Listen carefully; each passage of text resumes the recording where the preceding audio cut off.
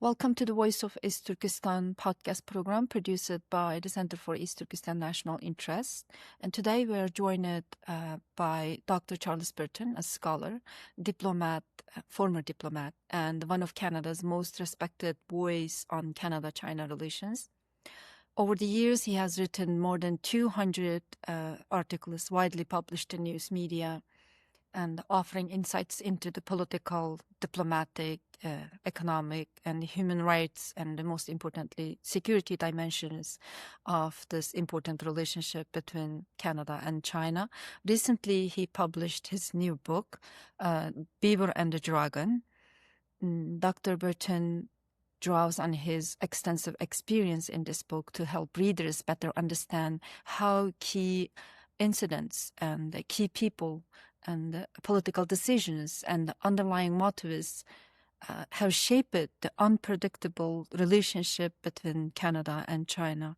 Today, we are honored to discuss some of the important themes from his book, including Canada's position and challenges as it navigates its relationship between two superpowers, U.S. and China. We are looking forward to hearing from your important insights. Welcome to today's show.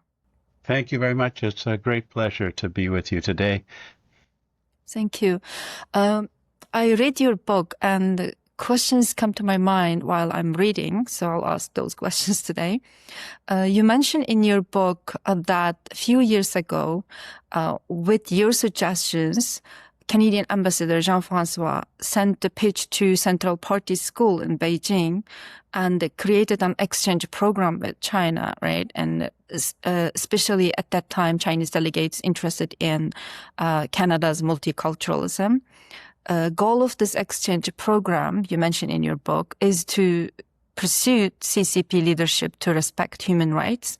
But this program is failed after Canada led European countries criticize China's genocide against the Uyghurs and crime against humanity against Uyghurs in East Turkestan and criticize human rights abuses in Tibet. Do you think if Xi Jinping is not in power at that time, it is possible to pursue CCP leadership, gradually integrate, respect human rights? I suppose one thing is if Xi Jinping is not in power, is the Chinese Communist Party maintaining its Stalinist institutions, including its flouting of the terms of the Xinjiang Uyghur Autonomous Region, constitutional provisions. We have seen in the past, for example, under Hu Yaobang in the 1980s, a more promising approach to extending autonomy and respect for the cultural, language, and religious rights of non-Han peoples. So, it's not entirely without precedence that there could be a change in Chinese policy that would genuinely extend the rights of the universal, the International Covenant of Civil and Political Rights and the International Covenant on Economic, Cultural and Social Rights within China in a genuine way. But at present, the policy of the Chinese Communist Party is clearly one of assimilation to the Han mainstream and a lack of respect for the rights of Uyghurs in particular to their own language and civilizational culture and their professing of religion, primarily Sunni Islam in the Uyghur regions, and of course a lack of acknowledgement of the full extent of the Uyghur lands within the borders of the contemporary People's Republic of China, limiting it to the Uyghur Autonomous Region, which excludes a lot of territory which has been traditionally part of what one might refer to today as East Turkestan. Mm-hmm. Canada is leading country at UN and criticized China's genocide and the crime against the humanity. As you exactly stated in your book, China's message to Canada is very clear. They believe America is falling and America is the past and China is the future, and the Chinese going to replace the U.S. hegemonic status. So Canada had better complying with China's political agenda, which is one China policy. And that's mean East Turkestan, Taiwan, and Tibet is a part of China. Also, these agendas including its military expansion in East and the South China Seas. And you may have read recent U.S. national defense strategy too. This strategy also stated that U.S. not going to involve other countries' internal affairs. And that is, I think, exactly what China wants and echoes one of the China's 5 principles, because China always insists that East Turkestan, Tibet, and Taiwan is China's internal issues, even though in this national strategy, U.S. Put Taiwan as exceptional, as Taiwan is directly impact U.S. benefit, but they did not mention East Turkestan and the Tibet issues. I am worrying that this may put a lot of pressure on Canada to criticize China's genocide and crime against humanity. And I want to ask you, how could or should Canada state itself in a geopolitical environment where major powers increasingly reject intervention, when the things not directly or immediately threaten their benefit, even when grave human rights violations are at stake? Well, I mean, certainly the Carney government's policy is evidently, based on what we know up to now, entirely focused on pursuing Canadian economic benefit through expanding trade with China, and particularly with getting the Chinese authorities to increase the Canadian market share in that country, with a view to diversification of Canada's exports away from the United States. I think, particularly if you look at the book, historically, China often promises to provide greater access to their enormous market to countries that they regard as friendly. In other words, countries that don't criticize China's domestic human rights violations or China's expansion internationally, including South China Sea and Taiwan, and for that matter, China's supporting of third world dictators through provision of surveillance technology to help them to consolidate non-democratic rule in exchange for those countries supporting China's own geostrategy. So, we do see a lot of countries in the world who actively support the Chinese policy in the Uyghur regions, including many countries the majority of their populations also profess Islam as their faith. It's a very disturbing phenomenon. So I think in terms of Canada, first of all, I'd say that there's a misunderstanding, I think, promulgated by the Chinese, that Canada supports Taiwan as a part of the People's Republic of China. The terms of Canada's recognition of the People's Republic of China in October 1970 doesn't say that. It simply says that Canada acknowledges the Chinese position on Taiwan. But in terms of, where we stand, at least in terms of our own agreement with China, that the matter is left ambiguous. And I think that Canada, based on our own norms, would support the self-determination of peoples in Taiwan and elsewhere.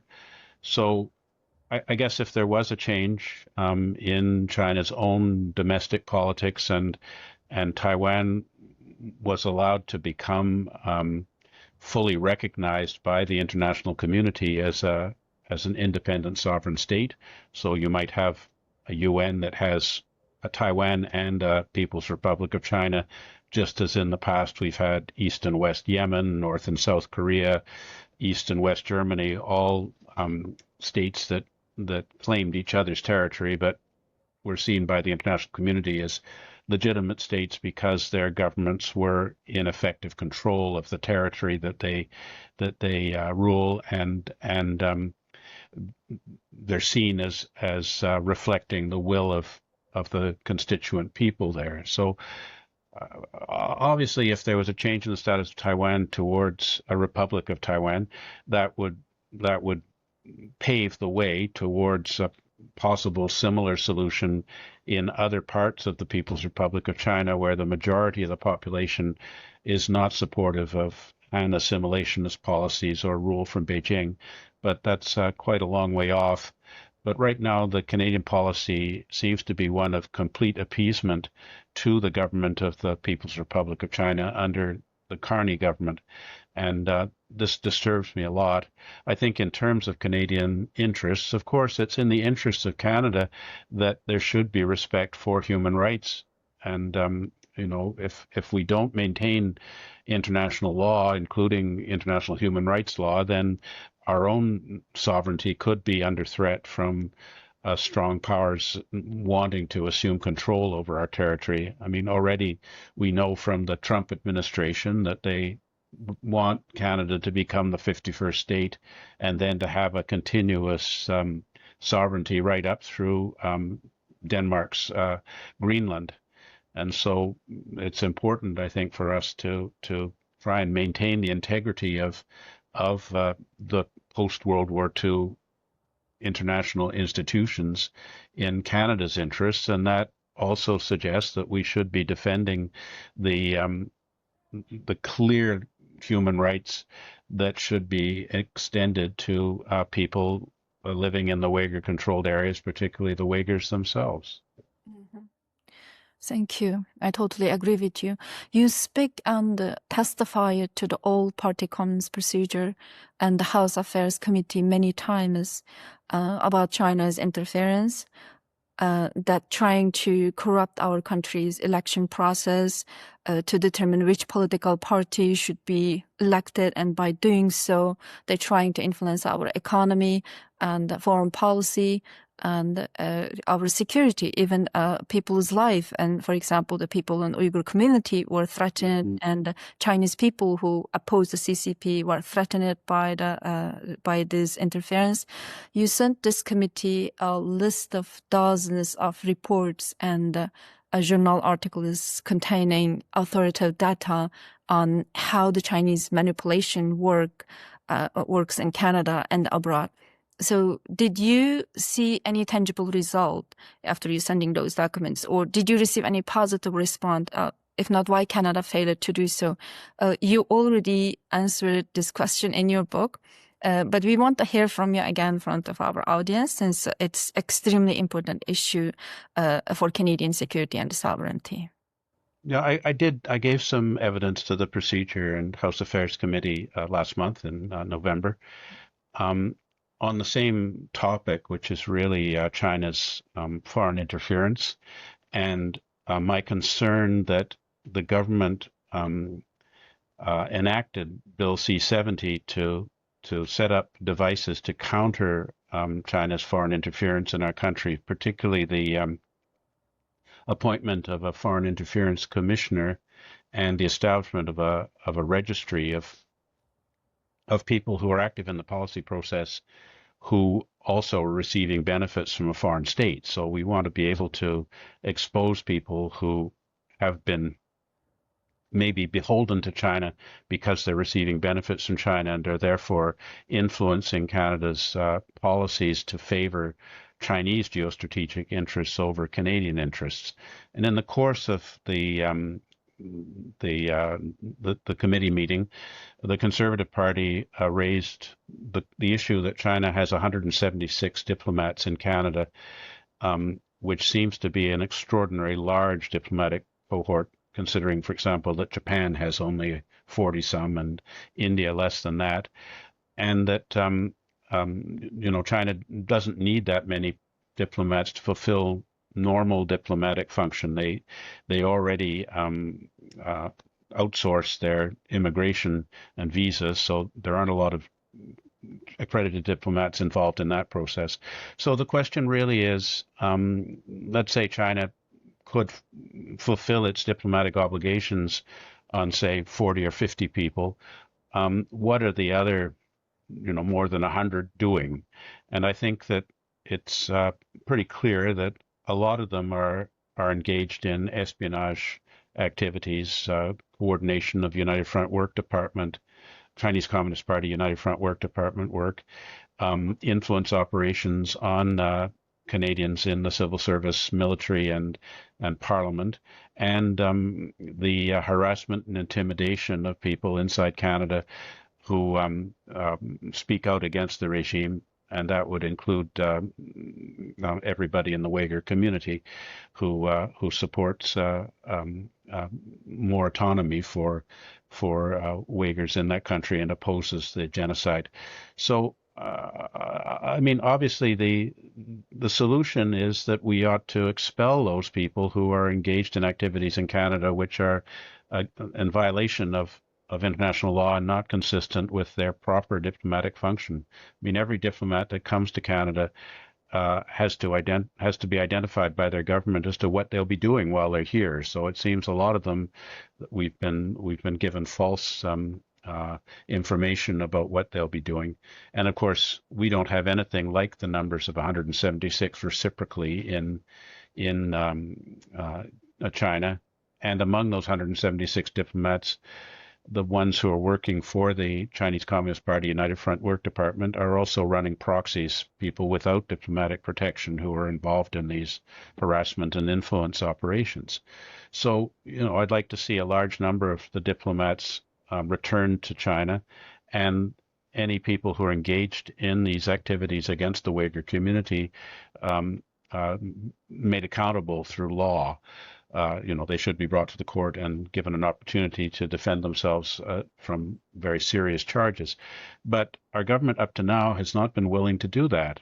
The only diplomat that was expelled was Zhao Wei, who was a Chinese agent for the Chinese Ministry of State Security, who had been tasked with investigating the family of the conservative foreign policy critic in the parliament, Michael Chong, who is of partly Chinese origin and has relatives in Hong Kong. And it took a long time for our government, relatively speaking, to decide to expel Mr. Zhao. But that only happened because there were leaked intelligence assessments leaked to the Globe and Mail that exposed this activity. And in fact, the government had not even apprised Mr. Chong of the fact that there was a Chinese agent attempting to gather information so that they could harass and menace his family. So I think from that point of view, seeing as we haven't expelled anyone except that one diplomat, that probably there's quite a large number of personnel coming out of the Chinese embassy and consulates throughout Canada, particularly the very large consular presence in Vancouver, who are also engaged in these sort of activities.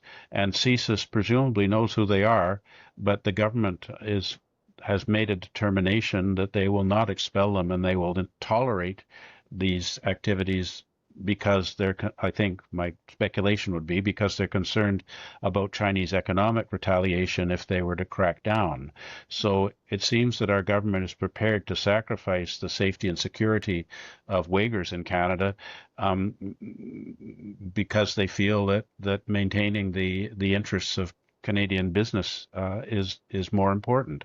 I'm distressed by this and wish our government would decide that the preservation of the security and safety of Canadian citizens and others in our country should take precedence over offending the Chinese government and leading to Chinese economic retaliation or coercion to if in fact we decide to do the right thing and remove diplomats who are engaged in activities which threaten Canadians in our country and those who engage in espionage as well, transfer particularly of dual-use military technologies and other technologies that could be used to improve the ability of the Chinese government to digitally repress persons in the Uyghur areas in China and elsewhere. From your experience as a diplomat, what do you think Canada misunderstood most about China's political system or strategic goals? I think that the main issue really is that the Canadian government believes that the Chinese system is comparable to our own in its institutions. So, we engage with the Chinese Ministry of Foreign Affairs, and we believe that when the Chinese leaders tell us something, that they're honorable people and that they're speaking honestly, and that they're interested in productive trade relations with Canada. But I don't think that our government gets the full message that the Chinese Communist Party is a regime where the state, the military, and the industrial and economic financial sectors are working in coordination. So, when we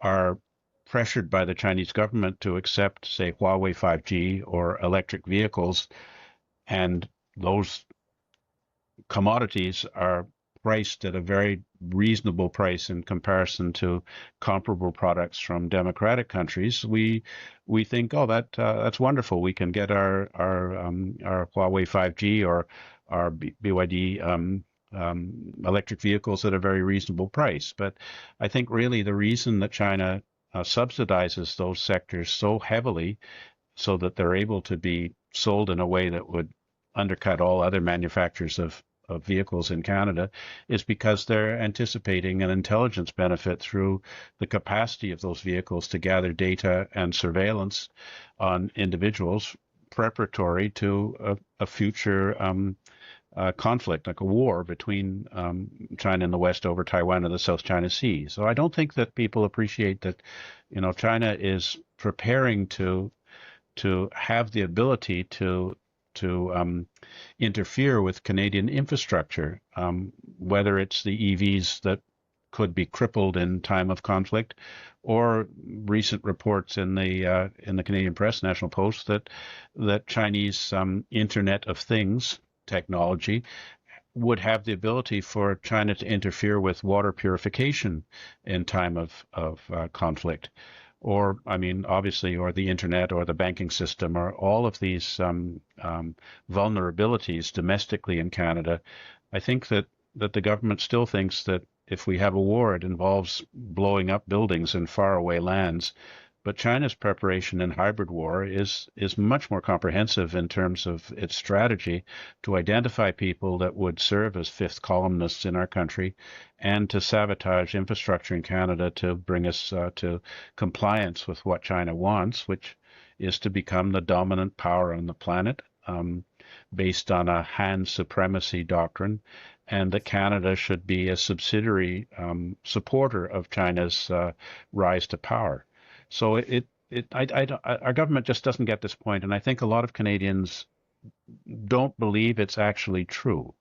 They're not concerned about the Chinese EVs' data collection capabilities or intelligence capabilities. They're not concerned about Chinese military researchers coming into our labs and obtaining dual-use technologies that are of use to China domestically for repression or in terms of war, and they believe that the Chinese will, if we don't criticize their activities in Canada and internationally, will open up their market to more Canadian commodities. But history teaches us, particularly in the Chrétien era, that being appeasing to the Chinese regime does not actually result in our gaining economic benefits. It's always the promise of benefits, but they never seem to derive. And the idea that China would, when China's having its own economic difficulties, would be willing to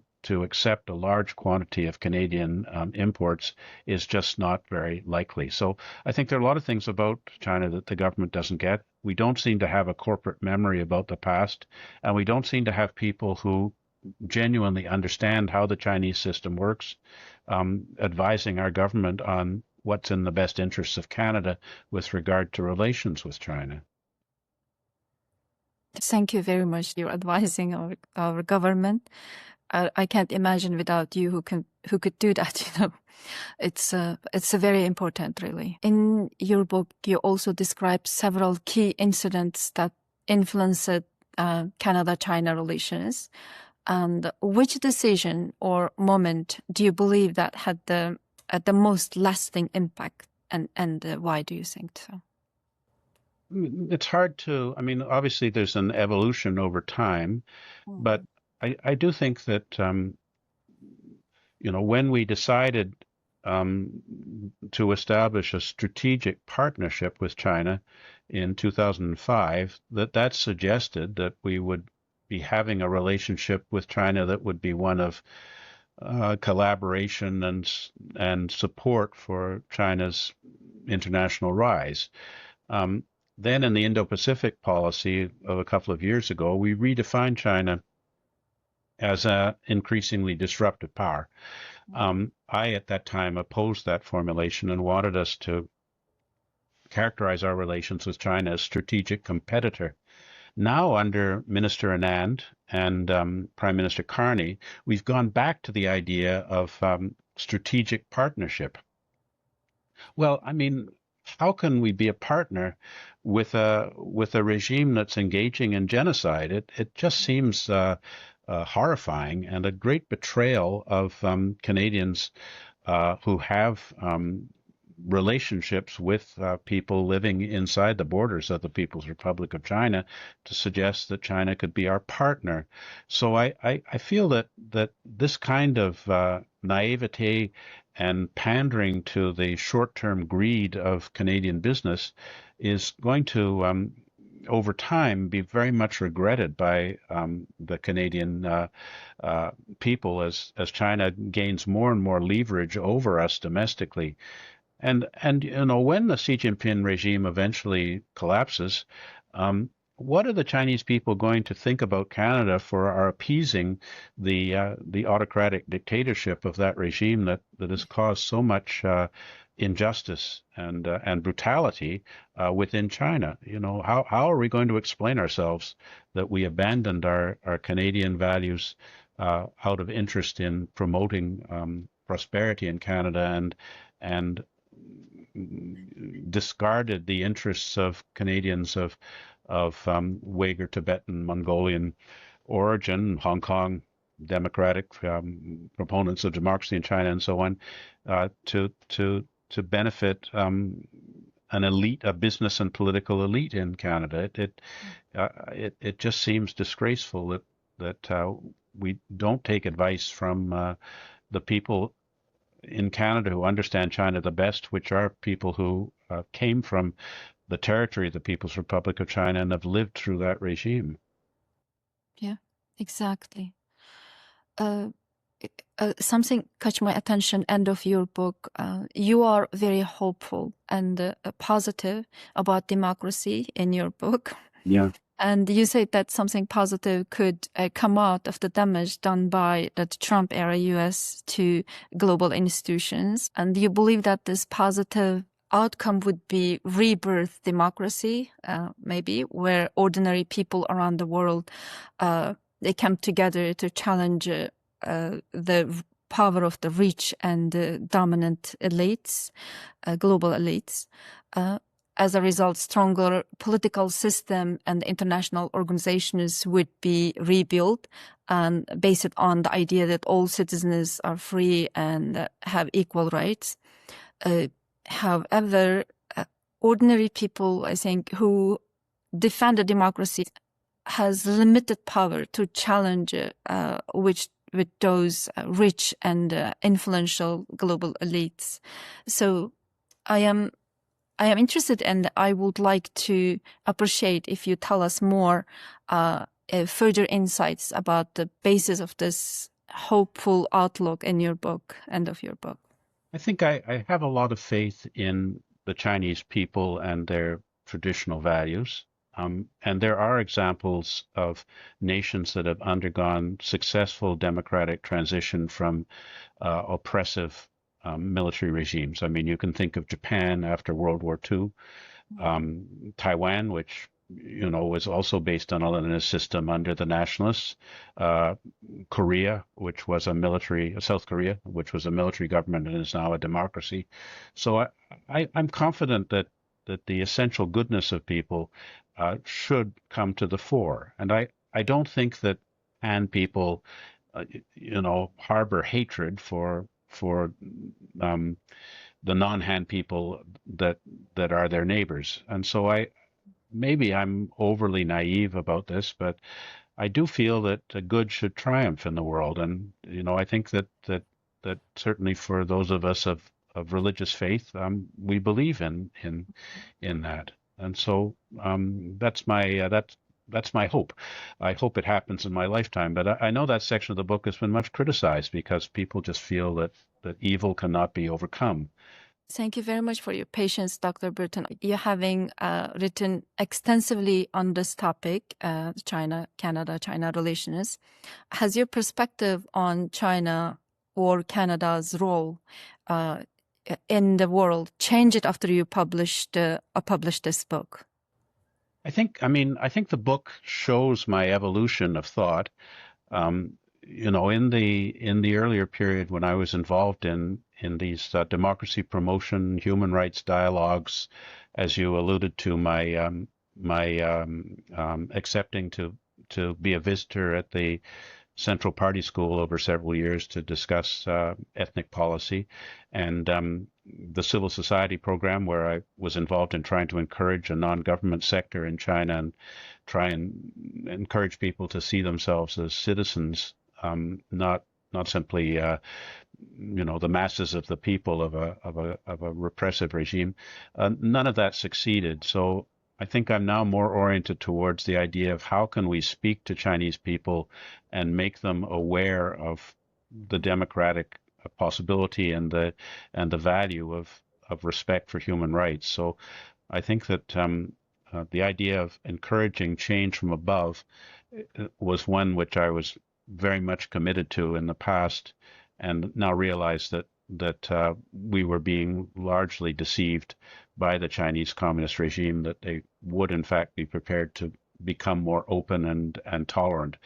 And now I think we have to be really looking at how we can empower the Chinese people to bring about a successful transition to a better government and regime that would benefit all the people living in the boundaries of the People's Republic of China, the Han, and all of the other groups, including the Uyghurs, who are suffering under an unfair, unjust regime in that country. Mm-hmm. Well, thank you so much, Dr. Burton, for taking time to speak with us. And we really appreciate your insights and opportunity to learn more about the ideas behind your book and Canada's evolving relationship with China, as you said. Thank you very much. Thank you.